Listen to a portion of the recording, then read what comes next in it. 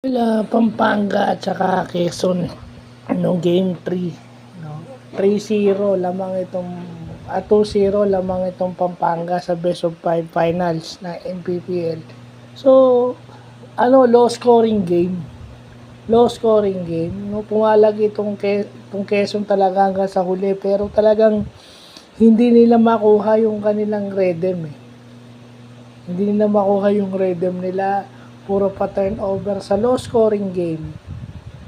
Lumalabas yung advantage nung Pampanga. Lumalabas yung low scoring game ng Pampanga kasi may advantage sila sa rebounds. And then yung interior defense sila kumakagat all throughout the game, kaya nga low scoring game yun. The most important thing is hindi tumatama yung mga outside shooting ng Quezon.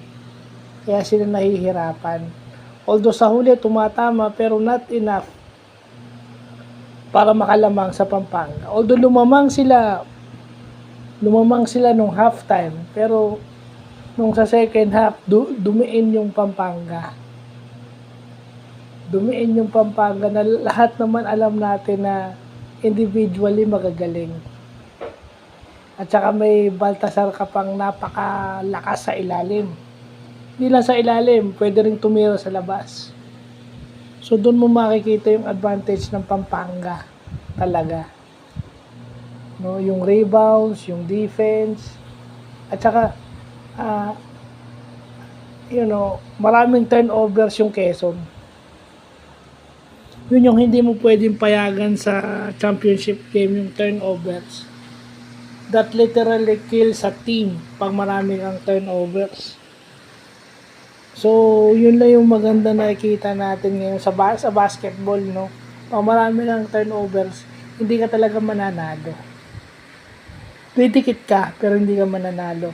Miss free throws, no?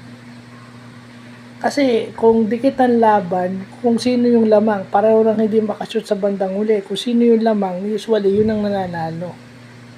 Sinigurado lang ng Pampanga na sila yung lamang hanggang sa dulo. Kumbaga nanigurado lang yung Pampanga na sila yung lamang. No. Yun lang yun. Sinigurado lang nila na sila yung lamang hanggang sa dulo ng laro.